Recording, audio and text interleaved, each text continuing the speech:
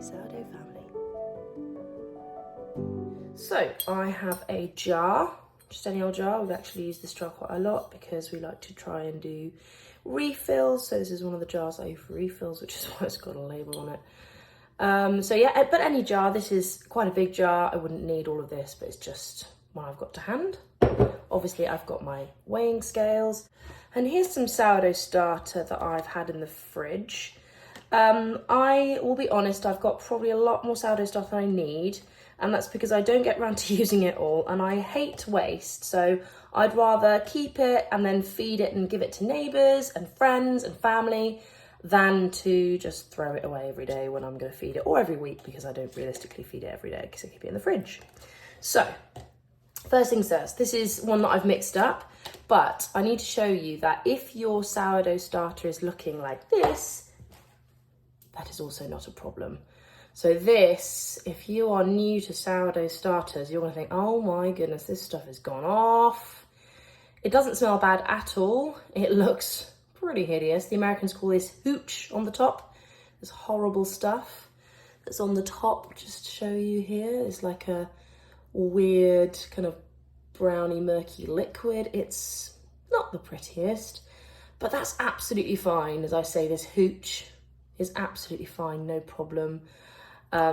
It's just the process. As long as it's sealed nicely in the fridge, it's not a problem. You just mix it all in and feed your sourdough starter when you bring it out the next time. It's not a problem, you just mix it in. So that was the first thing that I wanted to show you, that it's not a problem. Don't stress out, your sourdough starter has not gone off if this happens in the fridge. So I'll take my ready mixed one, and I don't know why I really mixed it, but I just did. It's just easier with this one. It's just a yogurt pot that I find very useful. Nice clean yogurt pot that I've started a sourdough starter in there. So I am going to use my jar. I'm going to zero out my scales. What I'm going to do is literally put 50 grams in here, and then we're going to put 100 grams of flour and 100 grams of water, and that is giving a one part of sourdough starter to 2 parts of water, 2 parts of flour. So 50 grams of sourdough starter, 100 grams of flour, 100 grams of water. So today I'm going to be feeding my sourdough starter with a wholemeal bread flour, but you can literally use whatever. So you can use plain flour, you can use white bread flour, it doesn't really matter. This is just what I've got to hand, so I'm going to use.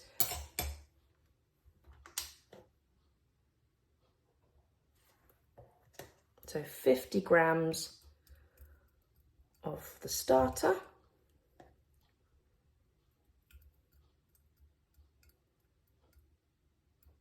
Now, if you were doing this yourself at home, you wouldn't have a big batch like this. So what you would likely do, making a mess, what you would likely do is halve your sourdough starter and just 52, that'll do. And then what you do, you'd put half of your sourdough starter in there and you discard half, or you'd put it, what people do is put it in a separate jar, which is what I've done, which is why I've got this massive jar of stuff. But you put it in a separate jar, or use it in a recipe. And often, to be honest, I make a lot of unfed sourdough starter recipes, so I don't necessarily get a huge amount of discard. But before I started doing that, that's why I started making up these huge batches of unfed starter in my fridge. But yeah.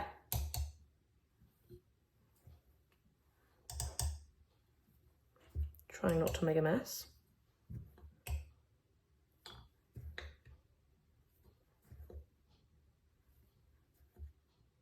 There we are, that'll do.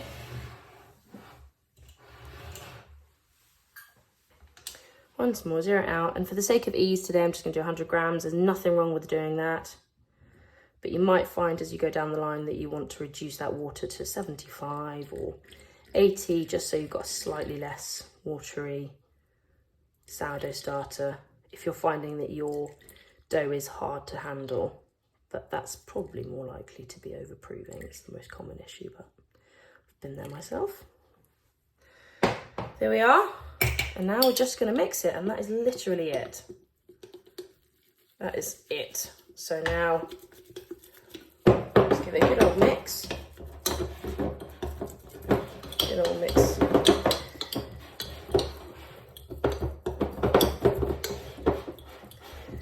Once it's nicely mixed up, you just leave it on the side and it's ready to use in about 4 to 6 hours. It'll become active and you can use your recipe with your active sourdough starter. And that's it, really.